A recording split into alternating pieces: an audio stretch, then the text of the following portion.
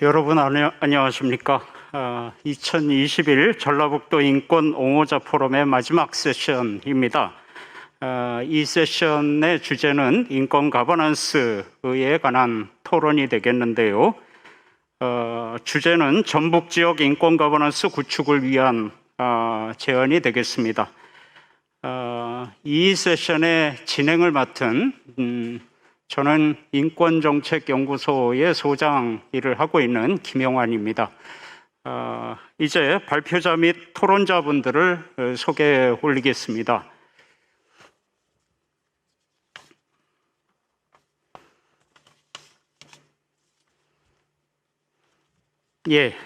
먼저 발제를 해주실 국가인권위원회 전 광주지역사무소 김초롱 소장님 참석하셨습니다.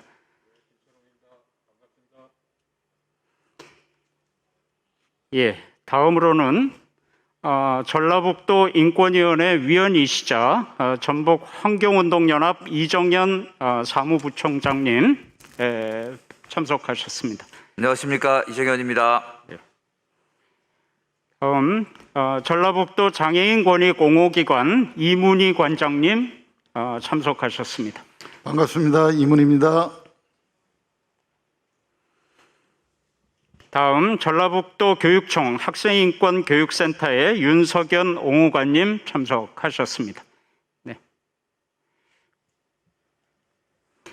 마지막으로 전라북도 인권담당관 염경형 과장님 소개해드리겠습니다. 안녕하세요. 염경영입니다. 이번 회의 진행 방식은 먼저 발제자인 김초롱 소장님 발표 후에 관련 주제로 네 분의 토론자분의 토론을 듣도록 하겠습니다. 발표는 20분 이내로 좀 해주시고요. 토론은 10분 내외로 해주시면 나중에 발제에 대한 토론자분들의 추가 질의라든지 또는 지금 이 상황을 유튜브로 지켜보고 계신 시민들과 도민들께서 질문하신 것을 또 우리 토론자분들이 함께 나누실 시간을 충분히 가질 수 있습니다. 그래서 제가 말로는 좌장이지만 사실은 시계 역할을 하겠습니다. 그래서 가차없이 20분 이내에 10분 이내에 이렇게 토론과 발표를 맞춰주시면 감사하겠습니다. 발표하시는 분들은 정면의 모니터에 발표 자료가 나오니까 참고하시면 되겠고요. 컨트롤러로 조정을 하실 수 있습니다. 그리고 지금 일반 도민들을 이 유튜브를 통해서 들으시는 도민들을 위해서 지금 발표자의 직접 음성 외에도 수어 통역이나 자막 화면이 동시에 진행되고 있습니다. 그래서 참여를 원하시는 분들은 유튜브 댓글을 통해서 활발하게 참여를 해주시면 감사하겠습니다.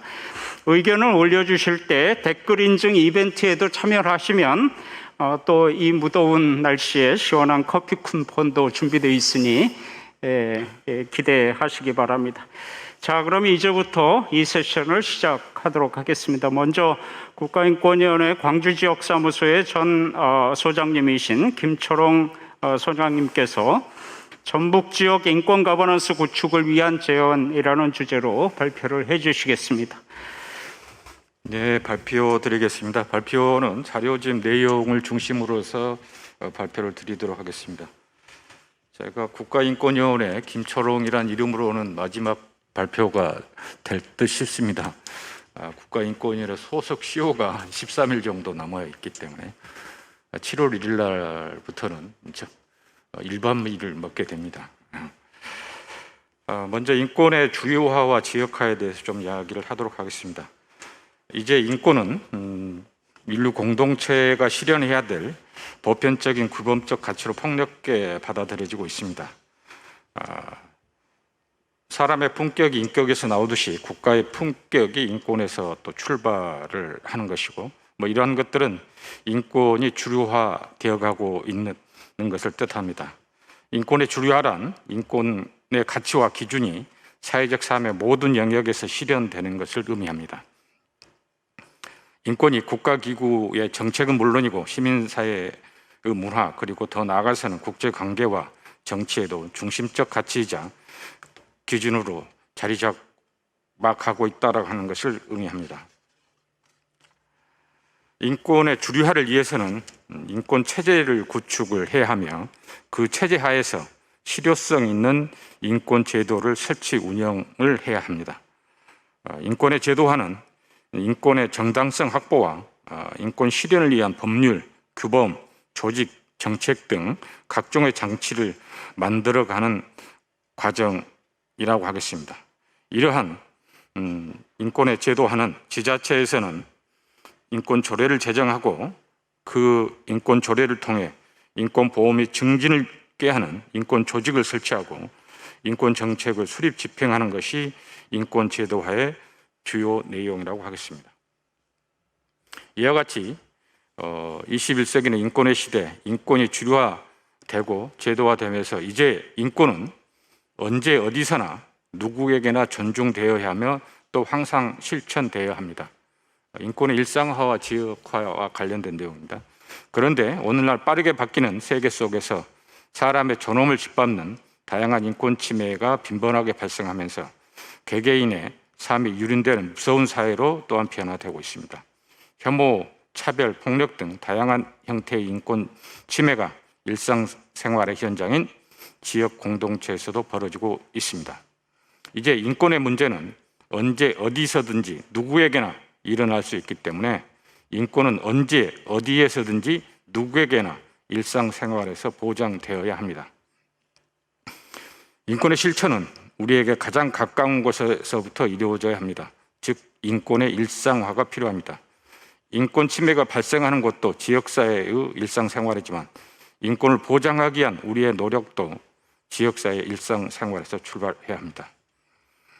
일상적으로 발생하는 인권 문제를 해결하기 위해서는 국가 차원의 대응 못지않게 지역사회 차원의 모색이 필요합니다. 지역사회는 인권 침해를 가장 가까이에서 구체적으로 파악하고 대책을 수립하기 쉬운 현장이기 때문입니다. 즉 인권의 지역화가 필요합니다. 즉 인권의 지역화는 한 국가 내 지방 단위 또는 구체적인 지역사회 영역에서 인권이 담론화되거나 제도화되는 것을 뜻합니다. 다음 쪽입니다. 그래서 우리나라에서 인권의 지역화는 2009년, 2010년 지자체의 인권 책무를 담은 인권 기본 조례를 제정하면서 본격화되었다고 할 수가 있습니다. 인권 조례를 제정하여 지역 주민의 인권을 보장하고 인권 기구 설치, 인권 기본 계획 수립, 인권 교육 의무화 등 인권의 제도화를 통해 인권의 지역화 기반을 조성해 왔습니다. 이런 인권의 제도화, 그다음에 지역화, 일상화 이런 과정에서 인권 보호 증진을 위한 지자체의 역할을 보면 우선적으로 인권 보호 및 증진을 위한 지자체의 책무 인식이 필요하다고 생각합니다. 우리 헌법 10조에 보면 모든 국민이 인간으로서 존엄과 가치를 가지며 행복을 추구할 권리를 가지며 국가는 개인이 가지는 불가침의 기본적 인권을 확인하고 이를 보장할 의무를 진다라고 명시하고 있습니다. 헌법은 국민 개개인의 기본적 인권을 보장할 때 비로소 국가 작용이 정당화된다는 점을 천명하고 있습니다. 물론 지방자치단체도 국가 행위를 수행하는 행정체이기 때문에 지방자치단체 역시 지역 주민의 기본적 인권 보장 책무를 진다라고 하겠습니다.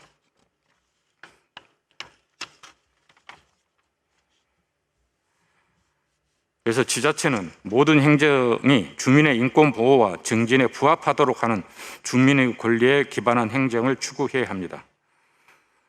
그래서 지자체에 부여된 세 가지 책무는 존중 의무, 보호 의무, 충족 의무입니다.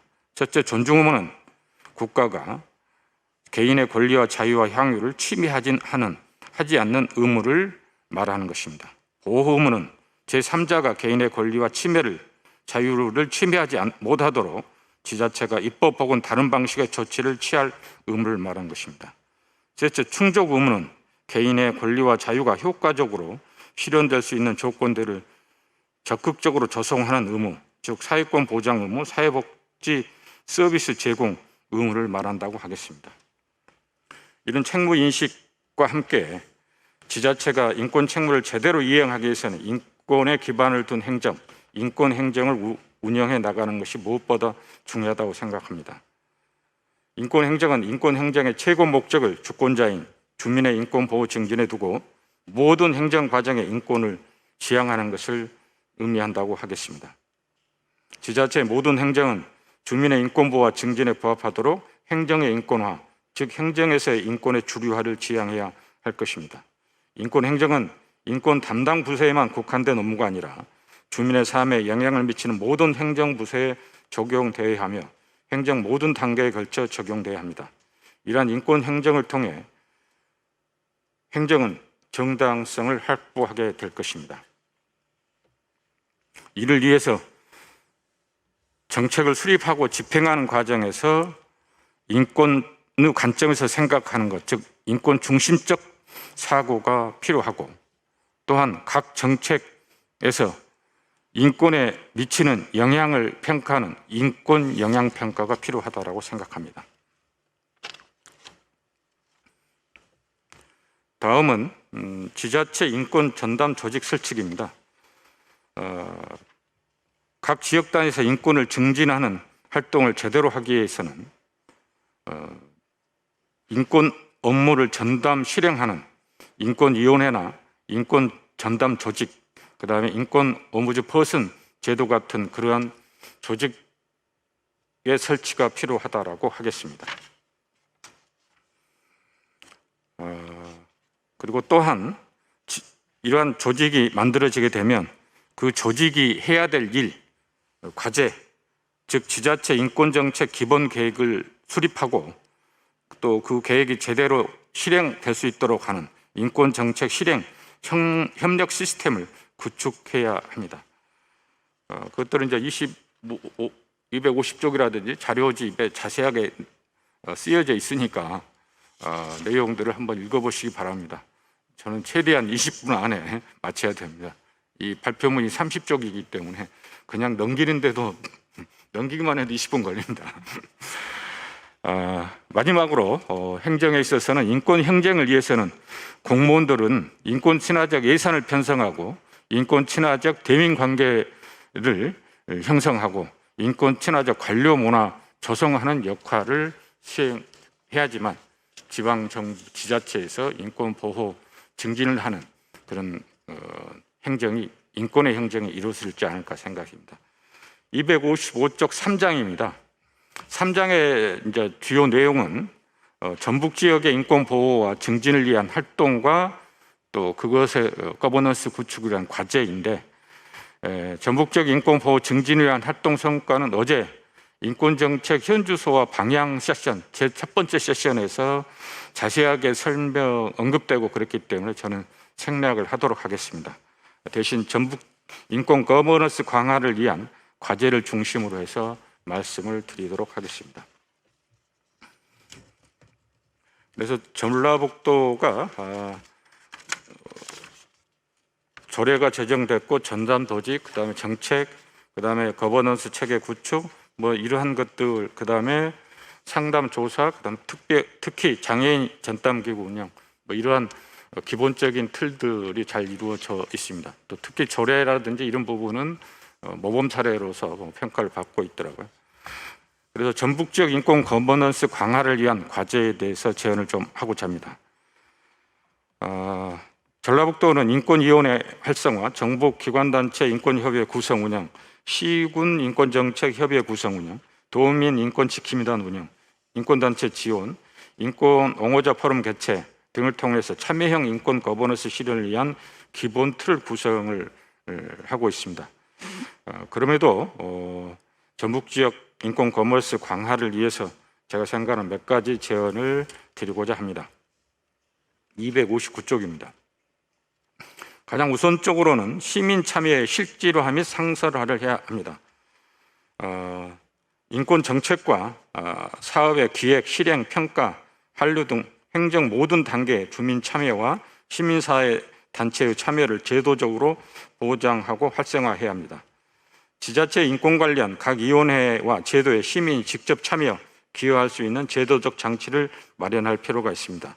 시민 참여가 행정을 합리화하는 사실 형식적 포장지가 되지 않고 실질화가 되도록 창의적 방법을 강구할 필요가 있습니다.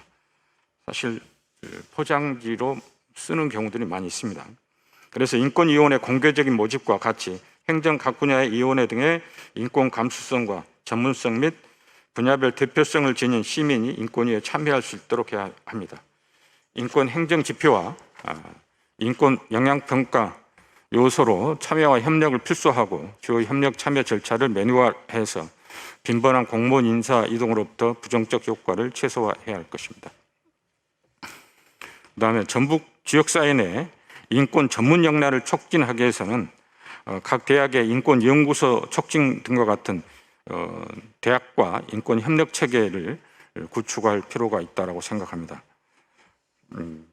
여기에 여러분들이 각주 16을 보시면 되겠지만 인권 조례 출발도 사실은 인권위와 전남대가 MOU를 체결해서 전남대 공익인권센터가 설립되면서 인권 조례 모임이 만들어지고 그 시발이 되었다고 할 수가 있습니다.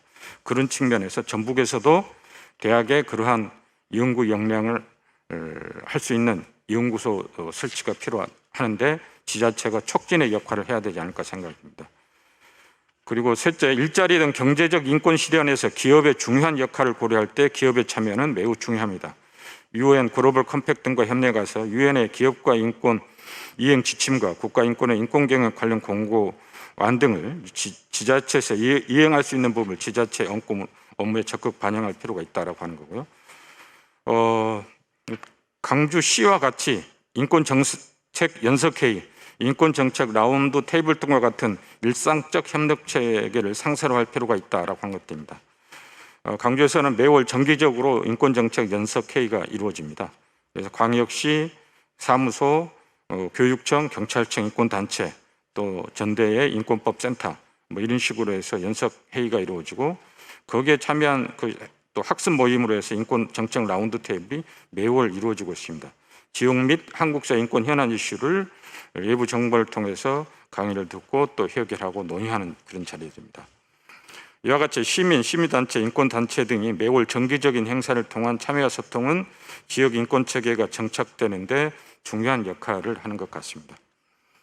둘째, 전북지역 기초지자체 및 부분별 인권조례 제정 촉진 등 인권 규범화가 필요하다는 것입니다. 전북적 인권 거버넌스 기반을 조성하기 위해서는 기초지자체 인권조례 및 사회적 약자 등 인권 문제 관련 부분별 인권조례 촉진하는 그런 규범화가 필요하다라고 것입니다. 전북적 인권 조례 제정 기초지자체는 14개 지자체 중 군산시, 전주시, 익산시 3곳입니다. 전국 평균이 44.1%인데 21.4%로서 아주 저조합니다. 그래서 전라북도 시군 인권정책협의회가 있지만 시군 기초자치단체에서 추진한 인권정책 및 사업이 지자체 보호와 증진을 하는데 실질적 효과가 날 수 있도록 하는 법적 기반을 마련할 필요가 있습니다. 그래서 부분별 인권조례, 여성, 노인, 장애인, 여성, 학생 노동, 감정 노동, 그런 인권 취약계층에 대한 이런 보편적 부분에 관한 조례들이 필요하다라고 하는 것입니다. 지역의 인권 규범으로서 지역의 특성을 반영하는 인권 조례가 추구하는 가치를 구체화하기 위해서는 인권 헌장 및 인권 선언, 인권 지표 제정들도 검토할 필요가 있지 않을까 그런 생각을 해봅니다. 또 인권 기본 조례와 부분별 인권 조례, 그리고 인권 헌장, 인권 선언, 인권 지표 등 지자체 인권 규범들을 재개정하는 과정에서 주민의 참여를 유도하고 공감대를 형성할 수 있는 방안을 모색하여서 인권 조례 실효성을 확보해야 할 것입니다. 셋째는 지방의회 인권특별위원회 설치 등 지방의회의 인권증진 역할의 활성화입니다. 대다수 지방의회는 인권 조례를 제정하는 것 이외에는 특별한 기회를 하지 않고 있는데 지방의회가 사무감사 권한을 활용해서 지자체의 인권 사업을 감독하고 촉구하고 능동적이며 적극적으로 인권 증진을 도모할 수 있다라고 하는 것입니다. 이제 그런 사례가 국가인권위나 인권보호 증진을 위해서 MOU를 체결한 서울시 의회가 2010년 12월에 인권특별위원회를 구성한 사례를 참고할 필요가 있다라고 생각합니다. 이것은 262쪽에 서울시 의회가 인권특위가 구성되는 것들 뭐 그런 내용들이 있으면 참고를 하시면 될 것 같습니다.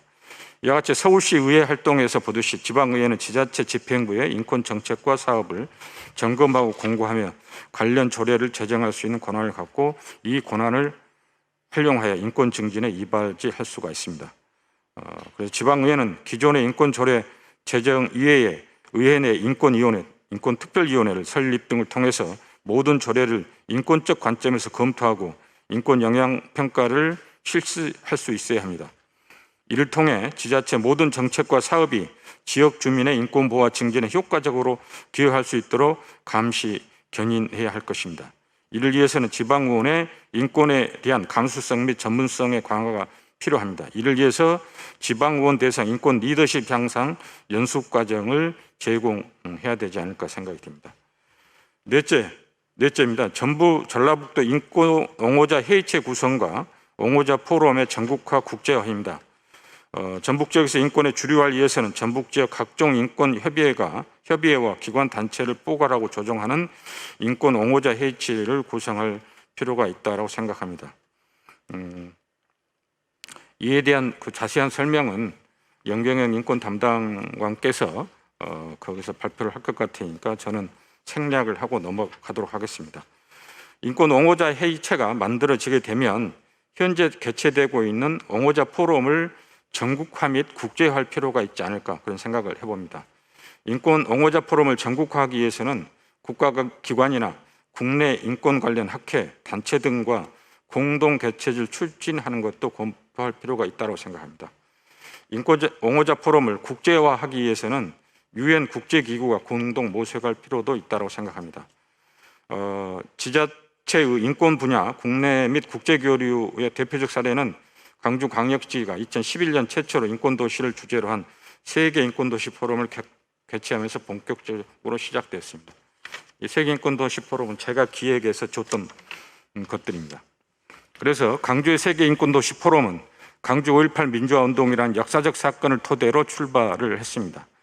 전라북도도 지역의 특성을 반영하는 방향 설정이 필요합니다. 현재 광역지자체가 주주하는 인권회의는 도시에 초점을 맞춰 추진되고 있기 때문에 차별화할 필요가 있다고 생각합니다. 전북 지역의 도시, 농촌, 어촌, 산촌의 병합이나 지역적 특성과 새만금 개발과 연관된 환경 문제들 이슈화하면 차별화될 가능성이 높다고 생각합니다. 새만금 사례와 관련된 환경 문제는 2015년 유엔이 채택한 지속 가능한 발전 목표 SDGs 국내 이행 계획과 연계하여 개발과 환경 문제를 이슈화할 수 있을 거라고 생각합니다. 그렇게 되면 이제 인권 옹호자 포럼 명칭들도 한번 다시 생각할 필요 있고요. 다섯째, 마지막으로 독립적 권리 구제 인권기구 설치 및 인권 기복 시력성 제고를 위한 모니터링 강화가 필요합니다. 지금 전라북도는 인권 담당관실에 인권 상담실을 두고 상담 조사를 진행하고 있는데 인권 침해 조사 구제 업무의 독립성과 전문성을 강화하기 위해서 인권 보호관 제도를 설치할 필요가 있다고 생각을 합니다. 그리고 인권 기본계획의 실효성 제고를 위해서는 모니터링을 강화할 필요가 있다고 생각하고 어제 발표한 충남의 사례들도 참고할 만하지 않을까 생각이 듭니다. 인권 기본계획의 이행의 성과를 체계적으로 모니터링하려고 하면 그런 인권 지표가 마련돼야 된다고 생각을 하는 것들이고요. 마지막으로 이제 인권의 지역화를 위해서 그럼 국가인권위원회는 무엇을 해야 되는 것인가라고 하는 것들입니다. 국가인권위원회는 일단은 인권의 지역화를 위해서 지자체가 또 인권의 행정을 하도록 하기 위해서 마중물 역할을 하는 것이 필요하지 않냐 그런 생각들이 들고요. 그래서 지역으로부터 시작해서 지역에서 마무리되는 대한민국의 인권 보장 시스템을 안착하는 그런 제도 마련이 필요하다고 하는 거예요. 이를 위해서 인권기본법, 인권교육지원법, 최근에 보는 차별금지법 이런 제정들을 필요한 것이고 인권조례를 제정하는데 그 근거가 애매하기 때문에 기본법 제정으로 해서 이제 그런 근거를 확실하게 마련 제공할 필요가 있다라고 하는 것들. 또 하나가 필요한 거가 지금 국가인권의 인권사무소는 5개 사무소가 설치 운영되는데 저는 인권의 지역화와 주류화를 위해서는 17개 시도의 인권 전담 조직, 인권 사무소를 설치하고 인력을 배치해야 된다라고 개인적으로 계속 주장을 하고 있습니다. 그래서 전라북도에도 전북 인권 사무를 설치해서 지자체 인권 거버넌스 구축에 적극 협력해서 지역사회 인권을 주류하는데 국가인권위원회가 기여해야 된다고 생각합니다. 지금 전북 인권 사무소의 조직 이런 부분이 행안부에 가 있기 때문에 이번에 꼭 성공이 돼서 전북에 인권 사무소가 설치된다라고 하면 좋은 사례가 되기 때문에 다른 17개 설치되지 않은 다른 시도에서 그것들을 계기로 해서 또 설치가 되지 않을까 하는 생각들을 해봅니다. 그 다음에 이제 국가인권위원회는 인권 전담기구 이상에 걸맞게 각 지자체의 인권 기술 지원에 기술을 지원하는 협력하는 그런 역할들을 충분히 할 필요가 있다라고 하는 것입니다. 특히 사건 조사와 관련해서 인권위와 적극적인 협력을 하는 것을 강구할 필요가 있다라고 하는 것이고, 그래서 제가 강조했을 때 해봤는데 정기적으로 인권증진 협의회라든지 이런 것들을 만들어서 정기적으로 활성화하고 논의하고 이런 것들, 또 사례 발표 대회도 그러면서 같이 하고, 그래서 지역적 특성이 있는 어떤 인권 침해 차별 이런 것들을 확인하고 공유하고 같이 조사할 필요가 있다고 생각합니다. 자, 마지막입니다. 결국은 인권이라고 하는 것은 우리가 생각하지 못한 것에서 끊임없이 항상 발생을 하고 있는 것 같습니다. 그래서 인권, 특히 공무원들이 인권 행정을 하려고 한다고 하면 끊임없이 자신의 인권부터 나의 인권은 무엇인가 라고 느꼈을 때부터 인권의 감수성은 싹 트는 것 같아요. 그래서 그러한 것들에 대해서 고민을 조금 해주셨으면 좋겠다라고 하는 거고, 제가 항상 마무리를 이 말 쓰고 합니다만, 이 나라 어느 곳에 고통받는 한 사람이 있다면 그곳이 인권의 중심이며, 인권을 실천한 사람은 권력을 가진 사람이 되기보다 매력적인 사람이 되기를 노력해야 한다라고 하겠습니다. 그래서 나머지 내용들은 자료집에 있으니까 한번 쭉 읽어보시면 여러분들이 정책을 하시는데 참고가 되지 않을까 생각합니다. 감사합니다.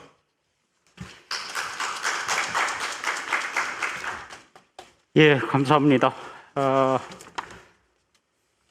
시간을 거의 지켜주셨습니다. 약 3분 정도 오버하셨는데요. 네, 아주 내용은 아주 방대한데 도민 여러분들께서는 워낙 압축적으로 지금 발표를 하셨기 때문에 자료집을 구하셔서 원문을 확인해 보시면 참 좋을 것 같습니다. 전체적으로 인권행정과 특히 지역에서 인권행정, 지자체에서 인권행정을 한다는 것을 짚어주시고, 크게 대내적으로는 업무 영역, 추진체계 영역, 인사 영역, 예산 영역에서 어떻게 해야 되는지, 또 대외적으로는 정책과 권리구제 또는 교육, 협력, 홍보에 있어서 인권행정은 어떤 방향으로 가야 될지를 망라해서 말씀해 주셨습니다. 특히 전라북도 인권행정의 현황을 간략히 정리해 주시고 앞으로 나아갈 방향까지 제시를 해 주셨습니다. 훌륭한 발제에 감사드리고요. 다음은 전라북도 인권위원회 위원이시자 전북환경운동연합 이정현 사무부총장님께서 지역 내 민관협치기구 인권옹호 확산 거점으로 자리해야라는 부제로 발표를 해주시겠습니다. 예, 여기 말씀 발표 너무 잘 들었습니다. 전라북도 인권 기본계획 현장의 경험에서 나오는 전라북도 기본계획의 방향, 과제까지 다 정리를 해주셨기 때문에 그대로 하나도 빼고 덜 것도 없다 이런 생각이 듭니다. 말씀하신 내용을 어떻게 현실화 시켜 내갈 것인가가 저희한테 주어진 큰 과제라고 생각을 하면서 저는 이제 시민사회 일원으로 사실 인권위에 참여를 좀 하고 있는데요. 시민사회는 그나마 좀 인권에 대해서 제대로 좀 폭넓게 나름 이해를 하고 있다고 생각을 했는데 깊은 이해라든지 이런 부분들이 많이 부족하다는 것들을 좀 알게 됐습니다. 뭐 얼마 전 저희 환경연합에서도 사실 쓰레기 문제에 대한 캠페인을 하는 과정에서 일부 저희 의료와는 정말 무관하게 성차별적인 내용이 있다 이런 좀 지적을 받아서 저희 내부적으로 뭐 징계도 하고 내부적으로 모두가 참여하는 인권교육이라든지 이런 부분들을 좀 확산해 나가고 있는데요. 실제로 지금 우리가 여기서 이야기하고 있는 인권의 가치라든지 인권의 거버넌스들이 지역사회에서 얼마나 확산력이 있는지 그런 부분들에 대해서 좀 의문입니다. 그래서 뭐 저희가 다양한 형태의 거버넌스 기구의 이제 환경단체 그리고 시민사회 일원으로서 좀 참여를 하고 있는데 그 안에서부터 인권의 가치라든지 권리들이 조금 더 확산되는 것이 인권 거버넌스 구축의 가장 첫걸음이지 않나 싶은 이제 이게 제가 말씀드리고 싶은 가장 핵심적인 이유이기도 하고요. 그리고 이제 두 번째, 아까 이런 부분에서 이제 시민 참여의 실질화 및 상설화를 굉장히 발표자께서 강조를 좀 해주셨고요. 특히나 이제 인권 옹호자 포럼을 이제 어떻게 만들어낼 것인가 이 부분들을 지역적 이슈라든지 아니면 지역적 특성, 특히 이제 농산 어촌에 관계된 뭐 제가 일하고 있는 현장에서 했던 여러 가지 뭐 폐기물 문제라든지 환경 혐오 시설들이 농촌으로 밀려 들어가고 있는 문제들 그리고 새만금 문제를 통해서 환경과 개발에 여러 가지 가치의 충돌이긴 하지만 이 과정을 통해서 뭔가 좀 협의해낼 수 있는 이런 부분들을 주요 이슈로 좀 삼았으면 좋겠다라고 하는 부분들을 제가 너무 그렇구나 고개를 절로 끄덕이게 됐던 부분이기도 합니다. 사실 이제 인권이라고 하는 부분들과 환경권인데요. 지금 이제 최근에 특히 이제 우리 지역의 농촌 지역에 많은 이제 환경 이슈들이 있습니다. 그리고 그 농촌 지역이 사실 뭐 그 산업화 과정에서 굉장히 많은 소외가 되고 있고 또 지역 소멸 그리고 좀 고령화가 되고 있는 이런 과정 속에서 사실 어르신들이 많이 지키고 있습니다. 특히 농촌 지역은 우리 할머니들이 지키고 있다고 해도 과언이 아닐 정도인데요. 지역의 여러 가지 환경 현장, 예를 들면 뭐 남원 대강면의 사업장 폐기물로 인해서 사업장 폐기물 쓰레기 소각시설에 들어오는 부분에 대해서 주민들이 반발하고 머리띠를 두르고 거리로 나와 있는 거 보시면 우리 할머니들이 굉장히 많이 나와 있거든요. 그리고 뭐 저쪽 또 최근에 고창 성내하고 그 완주 상관 도심의 약간 외곽 지역입니다. 외곽의 농촌 지역에 의료 폐기물 소각 시설이 들어와서 또 지역 주민들이 크게 반발하고 있는 부분들도 있고요. 그다음에 석산 개발 사업으로서 도시라든지 기반 시설을 구축하기 위한 석산 사업들이 대부분 농산촌 쪽으로 좀 들어가게 됩니다. 그러면서 지역의 공동체가 환경적인 문제라든지 이런 피해들을 좀 많이 입고 있습니다. 그리고 오래된 습지가 메꿔지는 그 과정들 그런 과정에서 이제 주민들의 어떤 쉼터였고 또 바람길이었고 오랜 이 농업의 기반이 됐던 저수지들이 사실은 무너져가는 모습을 보면서 자신들의 삶이 통째로 또 무너져간다라고 말씀하시는 분들이 많이 계십니다. 그래서 제가 보기에는 이런 농촌 지역으로 몰려들고 있는 산업 폐기물 시설이라든지 이런 혐오 시설 문제들이 결국은 이게 그냥 환경에 관한 권리를 넘어서 그 마을 지역 공동체를 지키려고 하시는 분들 그리고 본인들이 땅을 일구며 땀 흘려 계속 살아온 삶의 방식을 지켜오려고 하는 이거는 인권의 문제 아닌가라고 하는 부분들로 제가 이제 인권을 위해서 활동을 하다 보니까 좀 확장이 되어 있습니다. 근데 그게 단순하게 주민들의 반대라든지 이런 논리, 그 다음에 그냥 쾌적한 환경에서 살 수 있는 이런 환경권의 권리 문제를 넘어서서 결국 아까 얘기한 대로 자신의 삶의 방식 그리고 이웃과 공동체와 함께 살아가려고 하는 터전들을 좀 지키는 측면이 아닌가 싶습니다. 그래서 사실 이러한 것들도 있고요. 뭐 새만금은 더더욱 말할 것도 없습니다. 새만금의 사실은 가장 큰 피해자는 그 갯벌을 서식지로 이용을 했던 저서생물이라든지 그리고 멸종위 규정의 뭐 도요 물대새들이라든지 이런 여러 가지 새들 물고기들일 수도 있겠지만 사실 1만 5천 명의 연안 어민들의 삶의 터전을 잃고 떠나가게 되는 문제로 이어지는 거거든요. 그래서 사실 자연의 문제는 곧 사람의 문제이기도 하다라는 측면이고 이 사람의 문제는 그게 이제 삶의 예를 들면 경제적인 권리라든지 이런 것들을 떠나서 자신들의 삶의 방식을 지키려고 하는 부분들이 무너지고 있다라는 건데, 이런 부분들을 좀 해결하기 위해서 여러 가지 이제 위원회라든지 갈등 관련한 위원회, 그 다음에 뭐 주민들과 함께 주민들의 권리와 환경적인 우려들을 함께 해결할 위원회들이 있습니다. 예를 들면 석산개발과 관련해서 아마 그 정읍시 같은 경우도 민간 협의체를 좀 제안하기도 하고 있고요. 폐기물과 관련해서도 그렇고 산단과 관련해서 여러 가지 협의체를 통해서 주민들의 의견도 수렴하고 주민들의 권리 측면, 그리고 지역의 어떤 그 경제성이라고 하는, 제가 시간을 맞춰놨으면 지금 6분 지났습니다.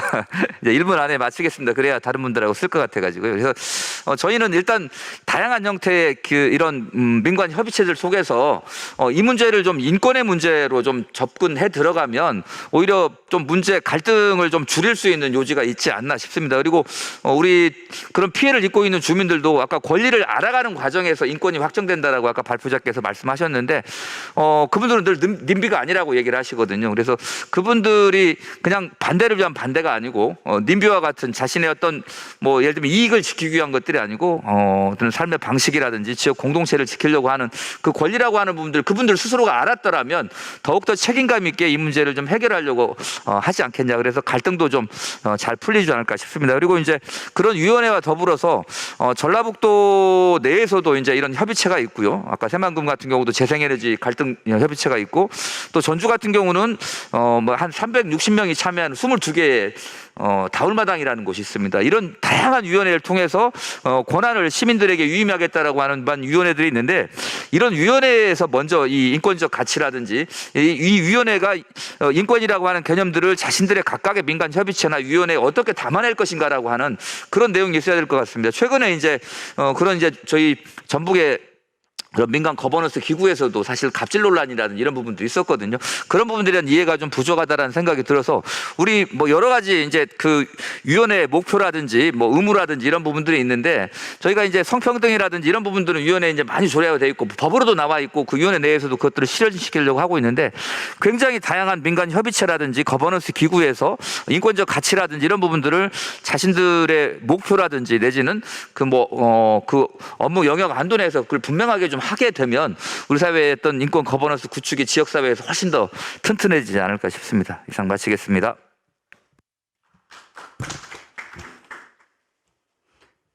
예, 감사합니다.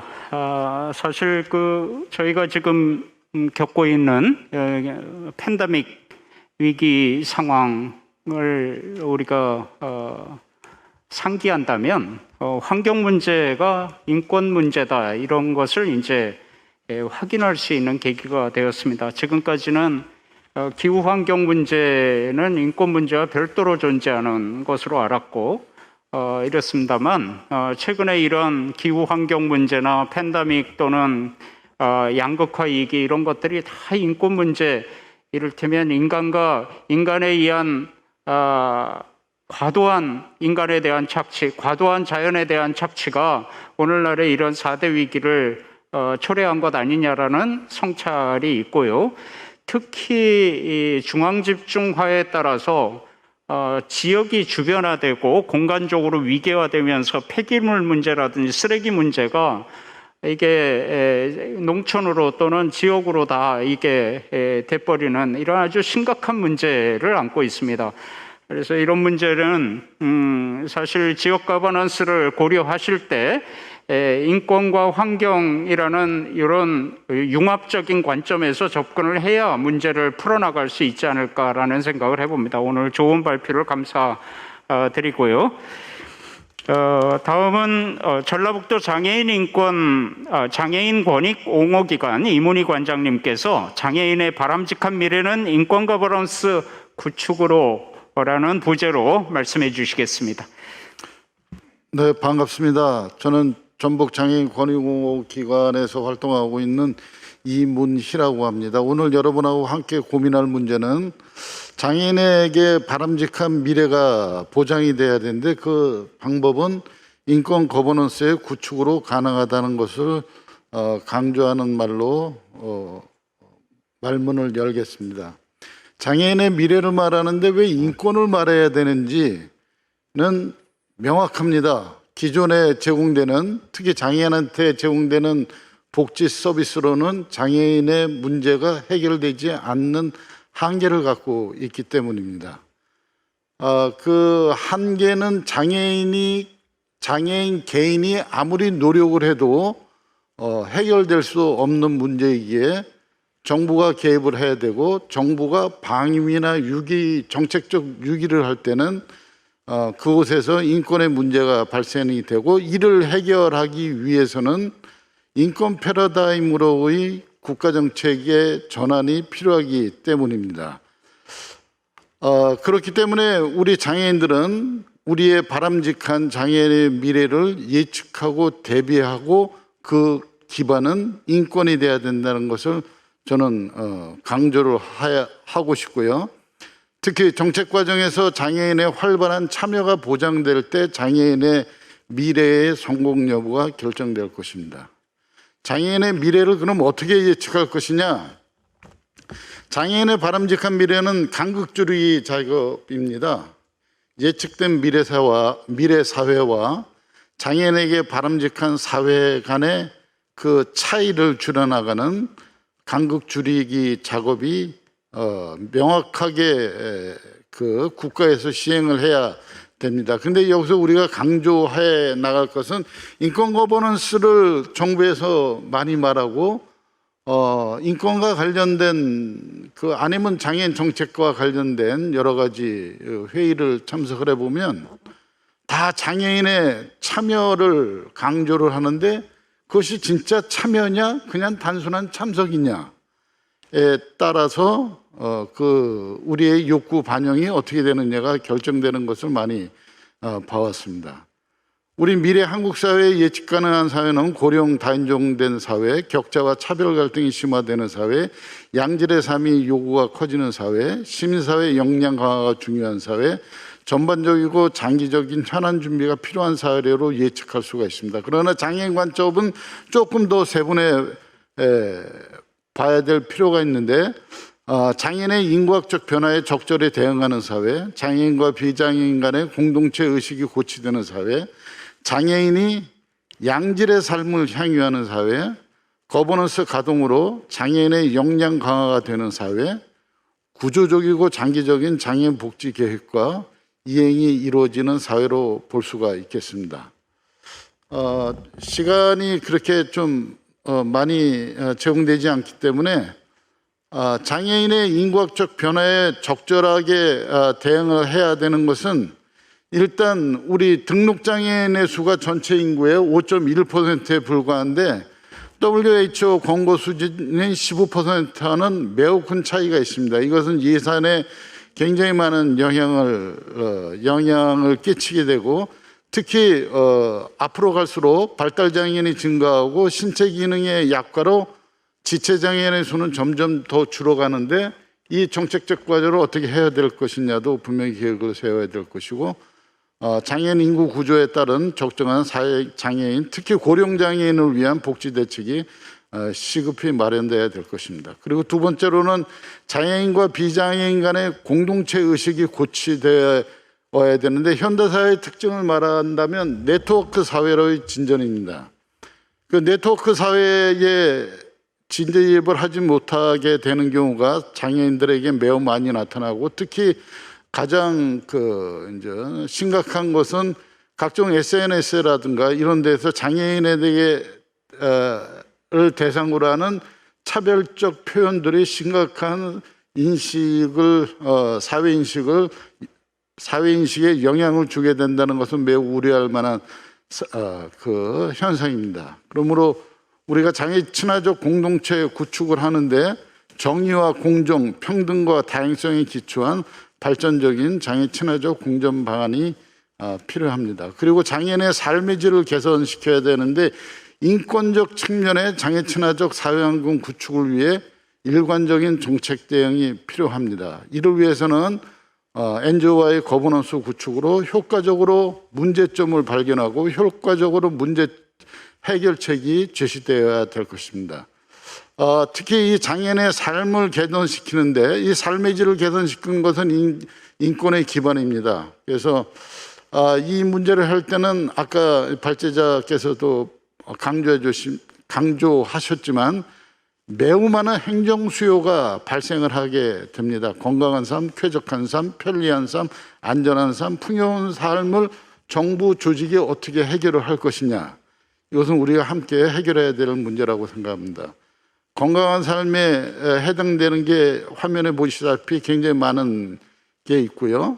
그리고 쾌적한 삶, 편리한 삶, 안전한 삶, 풍요로운 삶. 특히 안전한 삶에 대해서는 장애인의 재난대책이 시급히 마련이 돼야 됩니다. 그 시간이 지날수록 장애인 재난대책이 점점 이제 무시되는 그런 현상이 심각하게 나타나서 매우 우려스럽습니다. 그리고 장애인의 역량 강화로 거버넌스의 효율적 참여가 이루어져야 되는데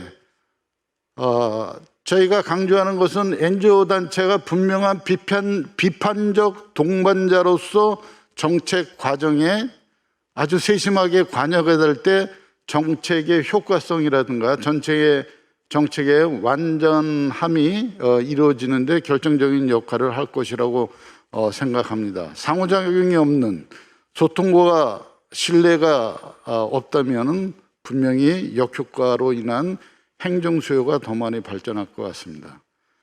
그리고 구조적이고 장기적인 복지 계획과 준비가 이루어져야 되는데 여기서 가장 중요한 것은 거버넌스의 구축에 따라서 발생되는 행정 수요를 해결할 그 정부 간의 칸막이 제거라든가 인재풀 형성을 어떻게 할 것인가에 따라서 많은 영향을 줄 것 같습니다.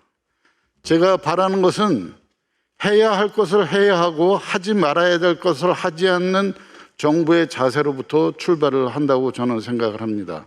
국가의 의무는 적극적 의무와 소극적 의무가 있는데 그로 인해서 장애인들이 어떤 부정적인 영향을 받는 그런 그 의무를 국가가 소홀히 함으로써 발생된 여러 가지 부작용들을 막을 수 있는 거버넌스가 이제 구축이 돼야 되겠고요. 그리고 장애인 당사자 및 이를 대변할 장애인 단체의 역량 강화도 함께 이루어져서 거버넌스 구축에 적극적으로 동참해야 될 것입니다. 이상입니다.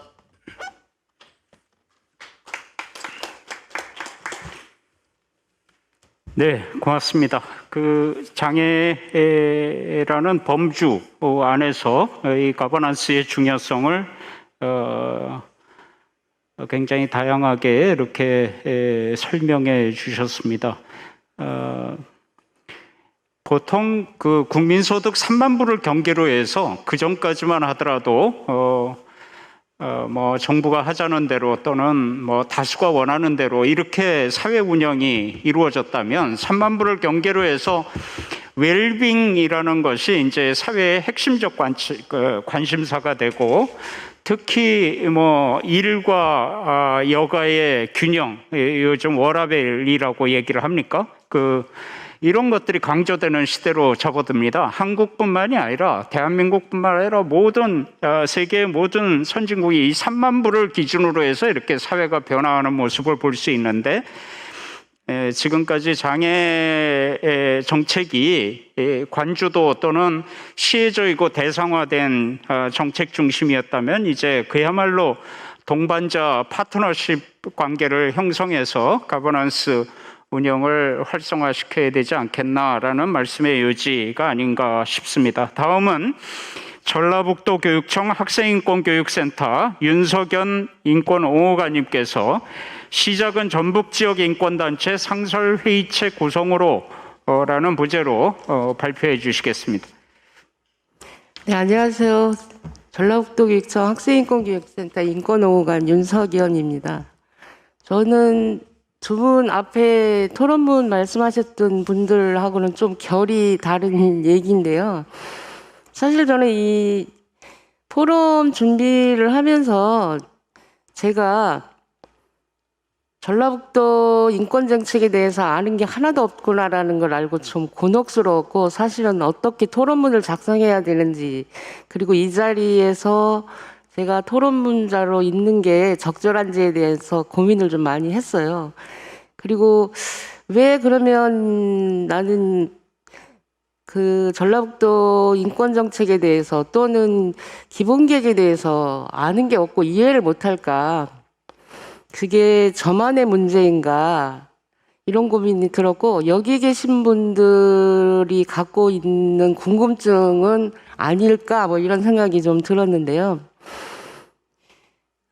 제가 이런 생각을 하면서 기본계획을 좀 이번에 처음 사실은 좀 들여다보면서 지금까지 제가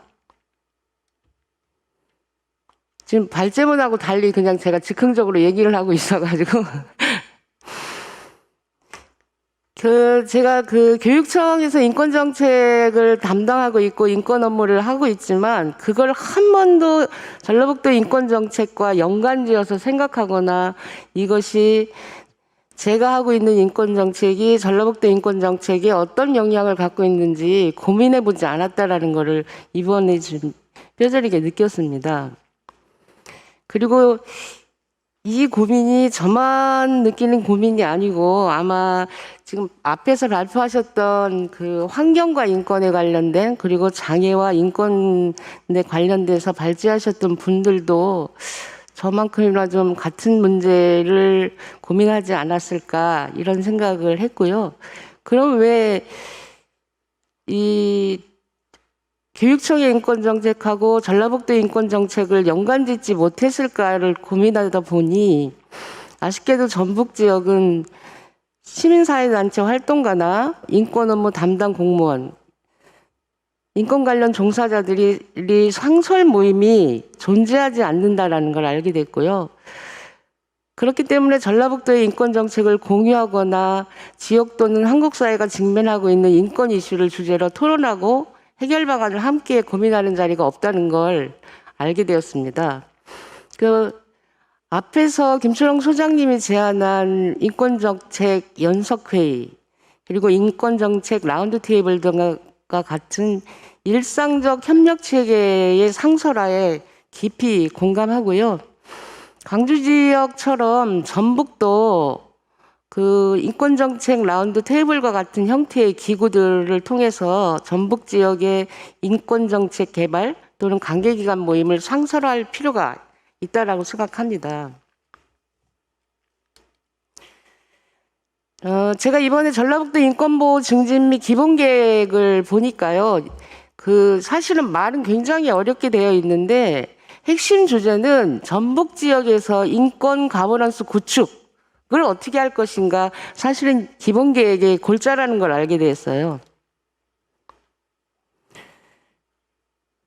그렇다면 이 인권 거버넌스를 구축할 수 있는 지금 현재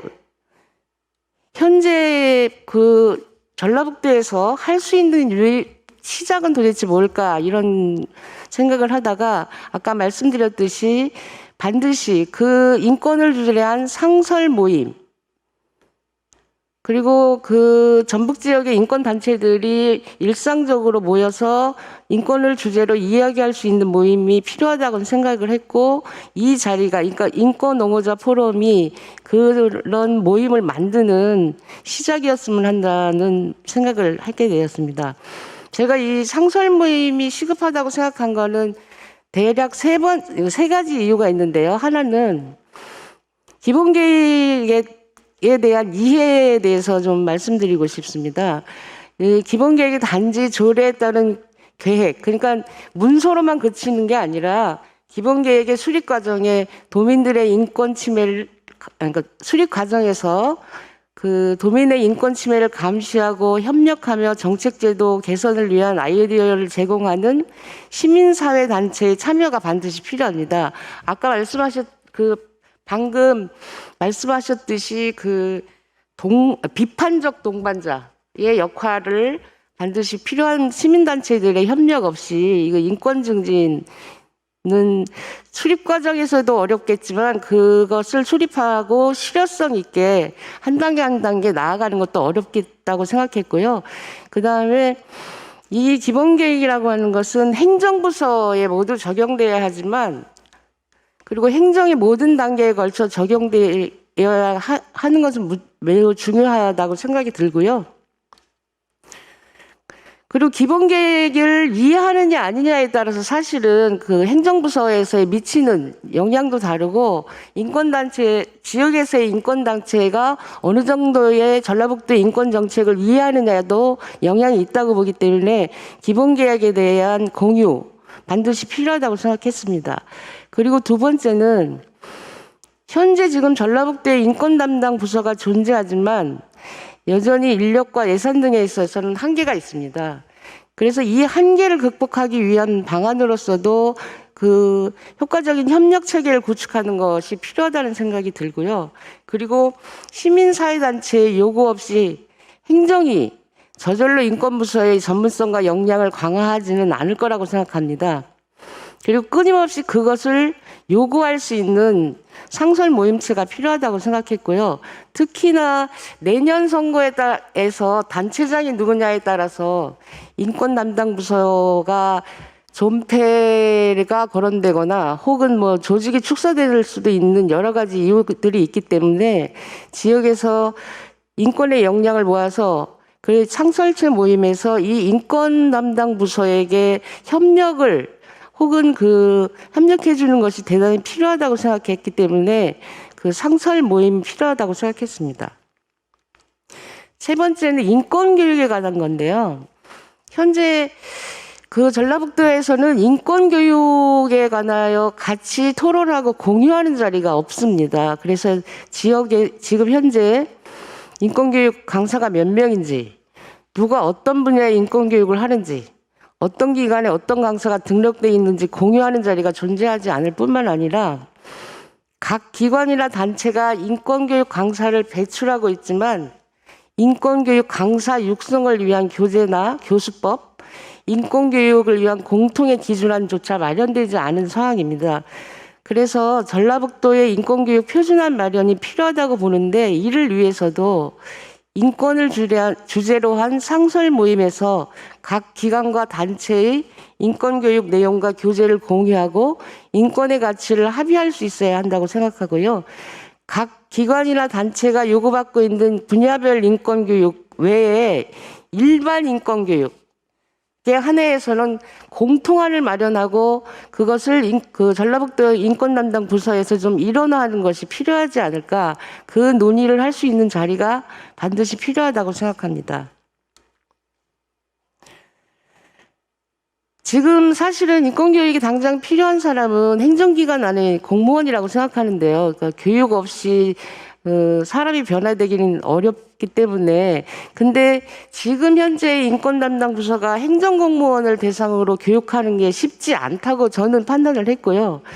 그리고 진짜 지금 조례에 따라서 인권교육 실시를 하게 돼 있는데 실제로 행정부서 공무원들에게 이 교육이 진행되고 있는지, 그리고 어떤 방법으로 어떤 내용이 진행되고 있는지에 대한 점검도 필요하다고 보여지는데 이것이 인권 담당 부서로만 가능한 업무일까 이런 생각이 들었어요. 그래서 이 인권교육을 일상화하는 데 있어서도 그 인권교육에 대해서 같이 고민하고 공동안을 마련할 수 있는 상설 모임이 좀 필요하다, 저는 이렇게 판단했습니다. 말씀하신 김순홍 소장님께서 말씀하신 인권 거버넌스 구축에 대한 제언에 대해서 동의를 하고요. 제가 생각하고 있는 건 그게 가능하려면 어쨌든 전북 지역에서는 광주와 같은 모델을 좀 차용해서 전북 지역만의 상설 모임체를 만드는 것이 지금 현재 현실적으로 가능하고 그것이 시작이 될 수 있지 않을까 이렇게 생각합니다. 제 발제는 여기서 마치겠습니다.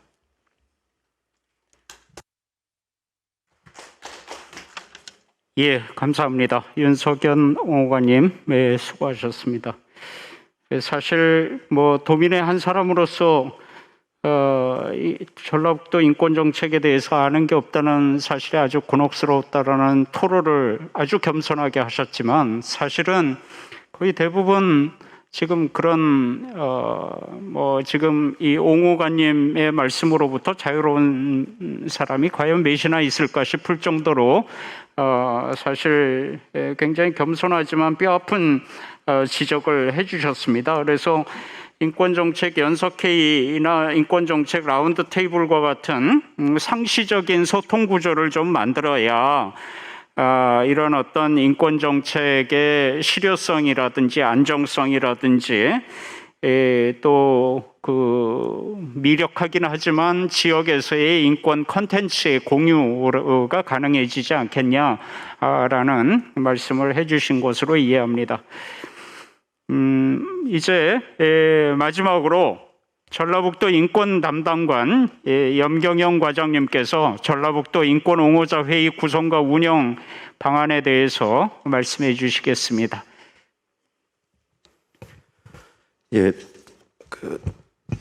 어제에 이어서 오늘까지 이렇게 함께 해 주셔서 감사합니다. 그리고 유튜브를 통해서 전국에서 우리 전라북도 인권 옹호자 포럼에 함께 해 주시는 분들께도 진심으로 감사드리고요. 이 행사를 준비하면서 전라북도 내에 있는 권익옹호기관 그리고 인권단체 적극적으로 참여하고 있는 시민사회단체 그리고 기관들이 주도적으로 이렇게 세션 주제를 선정하고 기획하고 또 집행하고 또 직접 토론자나 패널을 섭외하면서 또 이 원고를 거의 대부분 이렇게 다 준비를 해서 이렇게 함께 이틀 동안 좀 진행을 했습니다.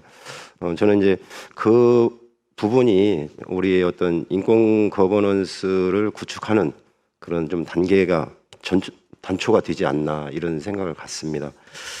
그래서 지금 윤석현 옹호관님께서 말씀하셨던 부분 저도 굉장히 좀 가슴 아프게 또 뼈저리게 좀 반성하면서 더 각오를 좀 다지게 되는 과정이 있고요.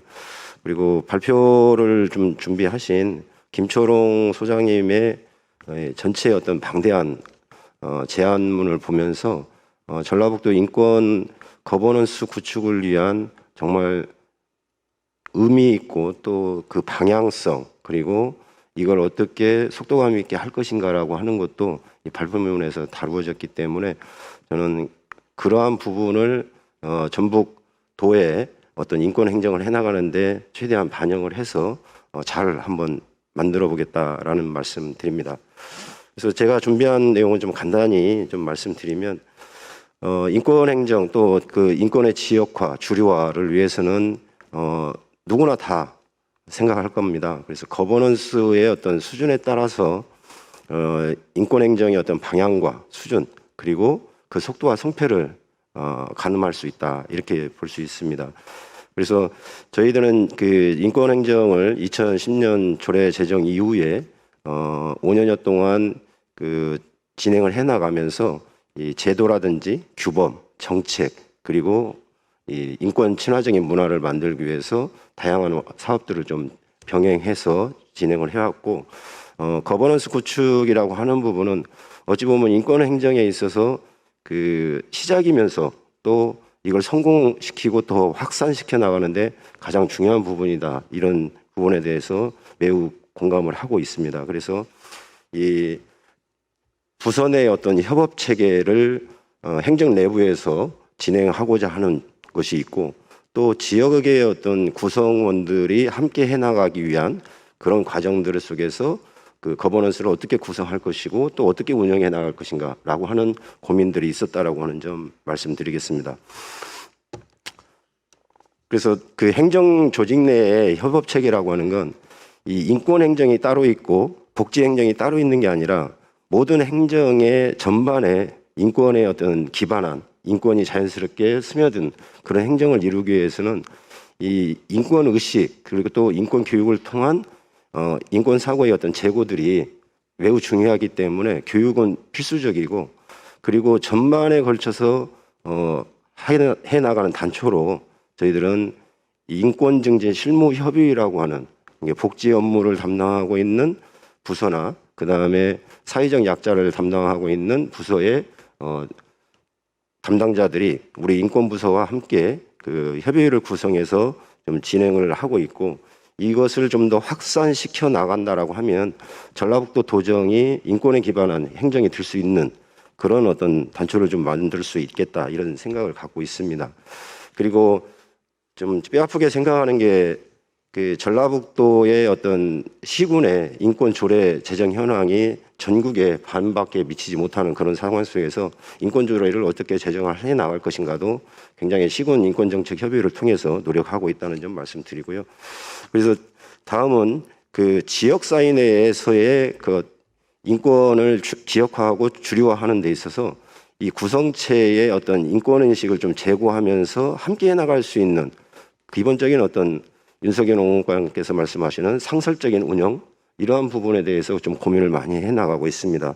오늘의 이 자리가 옹호자 포럼이 그러한 어떤 문제인식을 전달하고 함께 해 나간다라고 하면 향후에 어떤 지역적 차원에서의 다양한 인권 기구와 시민사회단체나 그리고 뭐 공공기관들이 그리고 또 기업이 또 대학이 함께 하는 그런 거버넌스 체계를 구축할 수 있겠다, 이런 좀 생각을 갖고 있습니다. 저는 인권 행정을 해나가는 데 있어서 거버넌스가 매우 중요하다라고 하면 저는 이제 뭐 필요 조건, 충분 조건, 뭐 수학적 용어가 아니라 저는 이 기구라든 규범이나 제도, 정책을 만들어 나가는 것도 충분하지만 이 지방자치단체장의 의지 그리고 그 시민사회단체의 어떤 인식 제고나 활성화, 역량 제고, 그리고 지역 정치의 어떤 민주화, 이러한 부분들이 필요하고 또 충분한 이런 모든 조건들이 연결이 됐을 때 저는 그 인권 행정이 보다 더 꽃을 피울 수 있고 또 지역에서의 인권이 주류화를 형성해 나갈 수 있다, 이렇게 생각을 합니다.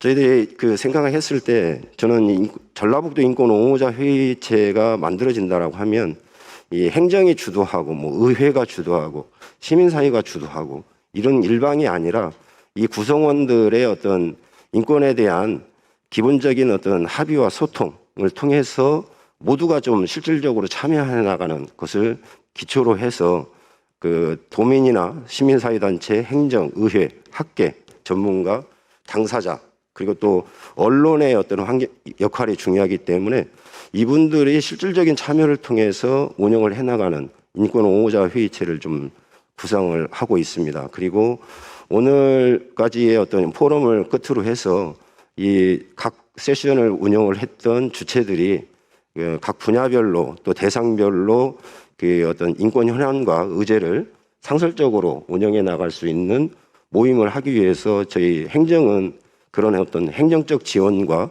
예산적 지원을 확보해 나가겠다라는 그런 계획을 좀 말씀드리고 싶습니다. 그리고 그러한 어떤 여기에 참여했던 분들이 뭐 분과위원회가 됐든 아니면 운영위원회가 됐든 그리고 소위원회가 됐든 이렇게 참여해 나가면서 이 상설적인 운영을 해 나가면서 이분들이 위해서 전라북도 인권 옹호자 회의라고 하는 큰 상설체를 만들어 나가는 것이 어떻겠는가, 이렇게 좀 생각을 구상을 좀 밝혀봅니다. 그리고 행정은 그러한 그 인권 옹호자 회의가 제대로 운영이 되고 또 많은 사람들이 참여해 나갈 수 있도록 그런 행정적, 재정적 지원을 아끼지 않겠다라고 하는 점 말씀드리고 싶습니다. 그러면 그 인권 옹호자 회의에 그 참여하고 있는 기관이나 기구들이 각자의 역할이 있을 거라고 생각을 합니다. 그래서 인권 거버넌스를 구축해 나갈 때 행정은 어떤 역할을 해야 되고 의회는 그리고 또 시민사회는 그리고 그 대학이나 그다음에 공공기관들이 할 수 있는 역할들을 서로 공유하면서 소통하면서 만들어가는 그런 전북 지역의 인권 옹호자 거버넌스 옹호자 회의체, 이 부분은 매우 중요하다고 생각하고 또 실제 가능하다라고 봅니다. 그래서 저는 올해 그 인권 옹호자 포럼을 개최를 했고 또 이러한 어떤 성과를 좀 디딤돌로 해서 전라북도의 어떤 인권이 정말 꽃을 피우는 이런 계기가 됐으면 좋겠다라는 생각이 들고요.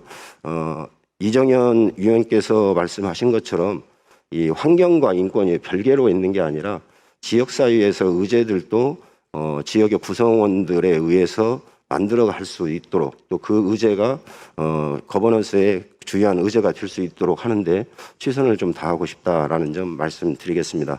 그리고 지금까지 이제 하셨던 분들의 어떤 의견이나 고견들을 최대한 정책화하고 이게 도정에 반영이 돼서 좀 실현하는데 견인차 역할을 우리 담당 부서에서는 최대한 노력하겠다라고 하는 점 약속드립니다. 마치겠습니다.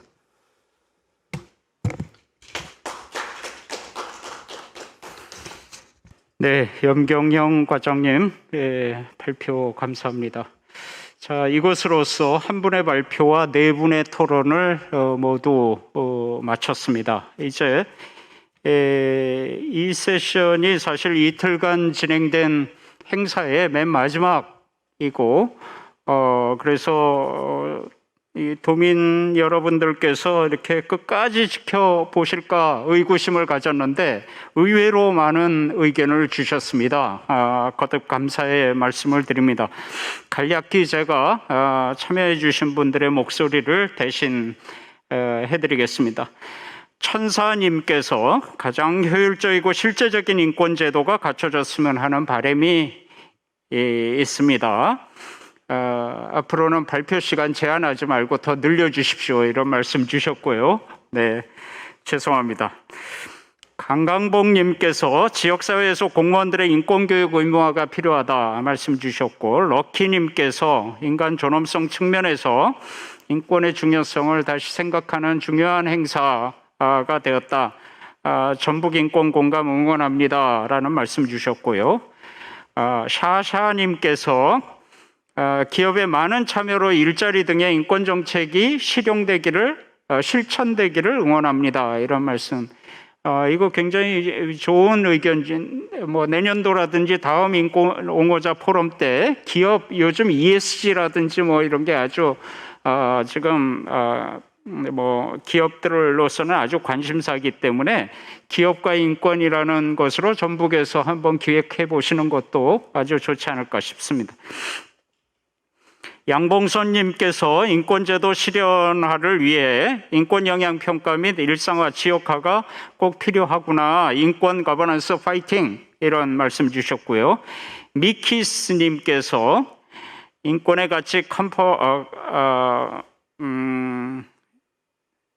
거버넌스가 지역사회에서 확산력을 갖기를 바랍니다. 하루 노카오리 님께서 이런 라이브가 전국으로 널리 퍼져서 사람들의 인식 전환에 기여해 줬으면 좋겠다.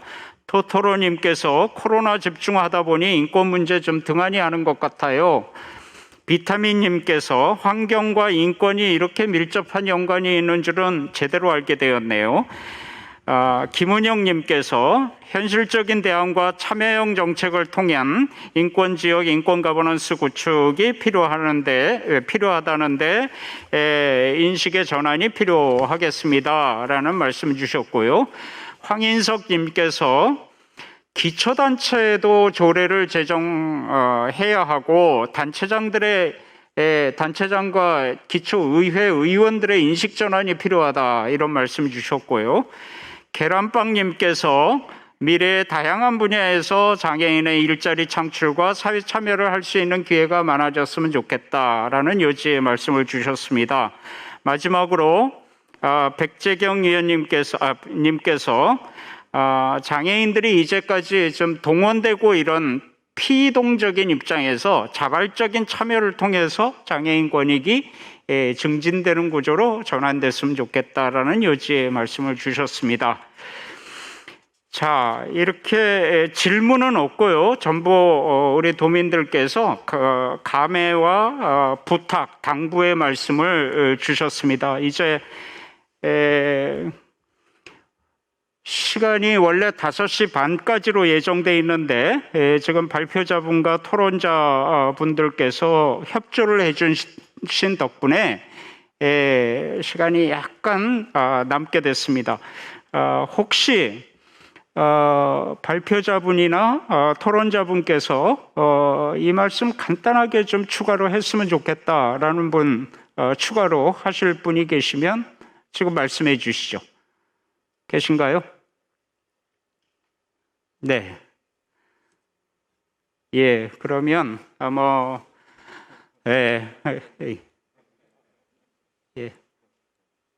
그러면 도민 여러분들께서는 오늘 약간 미진하신 부분은 자료집을 통해서 확인을 꼭 해주시고요.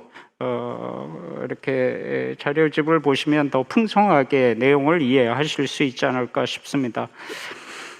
장시간 발표 토론 맡아주신 여기 선생님들 그리고 끝까지 지켜봐 주신 우리 도민 여러분께 감사의 말씀을 드립니다. 특히 2021 전북 인권 옹호자 포럼 이 행사를 준비하도록 기획하고 진행하신 도지사님부터 시작해서 관계 공무원 여러분들의 노고에 대해서 치하의 말씀을 드립니다.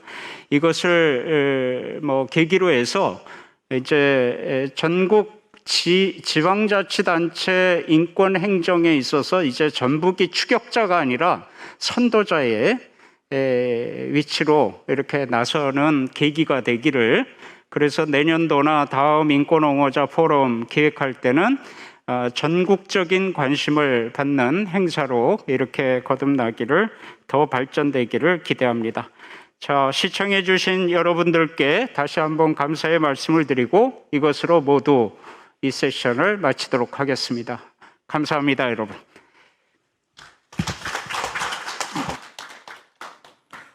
네, 오랜 시간 수고 많으셨습니다. 바쁘신 와중에도 어제와 오늘 포럼에 참여해 주신 모든 분들과 온라인을 통해 시청해 주신 시청자 여러분께 다시 한번 진심으로 감사의 말씀을 드립니다. 여러모로 부족한 점이 많았으리라 생각됩니다만 널리 양해해 주시기 바랍니다.